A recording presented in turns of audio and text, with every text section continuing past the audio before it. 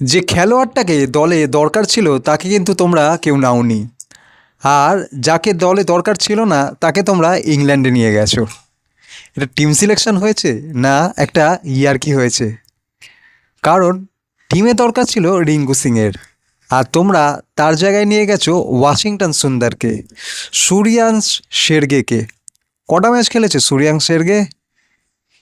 কটা খেলেছে সেটাই আমি জানতে চাই। ওয়াশিংটন সুন্দর বেটার পারফর্মার নাকি রিঙ্কু সিং? আজকের ভিডিওটা কিন্তু এই টপিকেই হবে। রিঙ্কু সিং এমন একজন খেলোয়াড় যে 5 বলে 5টা 6 মেরে টিমকে জেতাতে পারে। বহু বহু বহু ম্যাচ এমন আছে যেখানে সে 50, 60, 70, 80 রান করে কেকেআরকে বহুবার জিতিয়েছে। এই বছরও আমরা বহু ম্যাচের তার প্রমাণ দেখেছি। যদি কেকেআর 14টার মধ্যে 7টা ম্যাচ জিতে থাকে তাহলে সেখানে 5টা ম্যাচ রিঙ্কু সিং একা জিতিয়েছে। তার সাথে সাথে তোমাদের অলরাউন্ডার চাই, ঠিক আছে, কোনো অসুবিধা নেই। ওয়াশিংটন সুন্দর তো এমন কিছু প্রত্যেক ম্যাচে 4-5 উইকেট নিতে পারছে না, বা প্রত্যেক ওভারে 1 উইকেটও নিতে পারছে না। রিঙ্কু সিংকে দিয়ে বোলিং করলে এর থেকে বেশি সে টাইট বোলিং করে দেবে। তোমরা রিঙ্কু সিংকে ইংল্যান্ডে নিয়ে যাওনি। ভাই গম্ভীর, এটা কি আদৌ তোমার বেস্ট কোচিং, নাকি কেকেআরে যখন তুমি সেরম কোচিং করতে বা কেকেআর যেরকম ক্যাপ্টেন্সি করতে সেটা কি তুমি ভুলে গেছো? আমার মনে হচ্ছে ভুলে গেছো, বা এটা হয়তো তুমি কারোর থেকে কোনো বদলার খেলা খেলছো, যেখানে তুমি টিম ইন্ডিয়াকে বারবার হারাচ্ছ, আর তোমার মন মর্জি অনুযায়ী তুমি আর আগারকার মিলে টিম সিলেকশন করে দিচ্ছ। যখন যাকে পাচ্ছি টিমে নিয়ে নিচ্ছি, রোজ 1-2টো করে ডেবিউ করে দিচ্ছি। আবার তারা এখন 2টো ম্যাচ ফ্লপ খেলছে, 2টো ম্যাচ স্বাভাবিক ব্যাপার, নতুন আসার পর কেউ তো আর 50-100 রান করে দেবে না, বা 10 বলেও 20-30 রান করে দেবে না, তাদেরও টাইম লাগবে। টিমে সেট হতে হবে। একটা প্লেয়ারকে আনা মানে তাকে কমসে কম 5-7টা ম্যাচ দেওয়া, তাকে কনফিডেন্স দেওয়া যে ভাই তুই 5-7টা ম্যাচ খেল, তারপর যা হবে দেখা যাবে, তারপর তো আমি আছি। তুমি 1-2টো ম্যাচ দেখেই প্লেয়ারগুলোকে বার করে দিচ্ছ, আর রোজ নতুন নতুন খেলোয়াড়ের ডেবিউ করিয়ে দিচ্ছ। আর কাল মিথ্যে বললে দুখানা, হর্ষিত রানা নাকি চোট, বরুণ চক্রবর্তী নাকি চোট, অথচ ম্যাচের পর যখন প্রেস কনফারেন্স হচ্ছে তার আগে তাদের মাঠে দাঁড়িয়ে দাঁড়িয়ে গল্প করতে দেখা যাচ্ছে।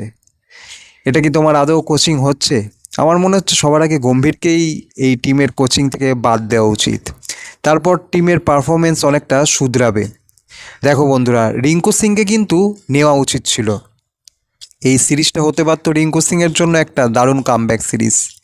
টিম ইন্ডিয়ার হয়ে সে হয়তো খুব কম ম্যাচ খেলেছে, কিন্তু কেকেআরের হয়ে এই টি-20 ইনিংসগুলো তার খুবই গুরুত্বপূর্ণ।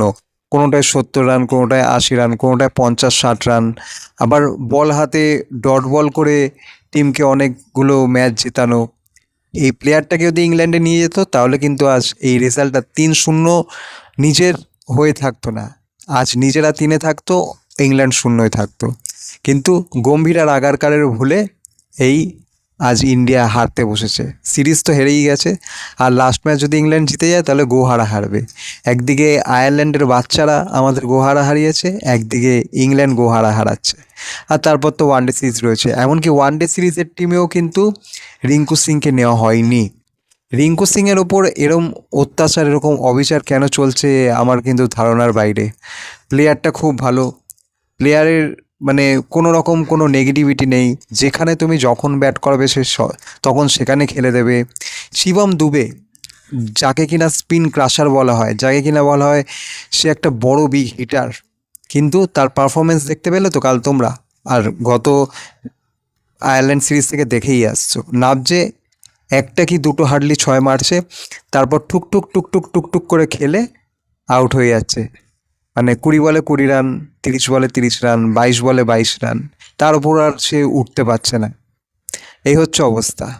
আর শ্রেয়াস আইয়ারের ক্যাপ্টেন্সি নিয়ে কী বা বলবো, সে তো এই রিসেন্ট কিছু ম্যাচ ধরে ক্যাপ্টেন্সি করছে। তো বন্ধুরা, তোমাদের কি মনে হয় রিঙ্কু সিংকে কি এই সিরিজে নিয়ে আসা উচিত ছিল টি-20 সিরিজে? অবশ্যই কমেন্টে তোমাদের মতামতটা জানাবে, আর ভিডিওটা ভালো লেগে থাকলে অবশ্যই চ্যানেলটাকে সাবস্ক্রাইব করবে, আর ভিডিওটাকে একটা লাইক করে দেবে। দেখা হচ্ছে ক্রিকেটের অন্য টপিকের আরেকটি ভিডিও নিয়ে। আজকের মতো গুড বাই।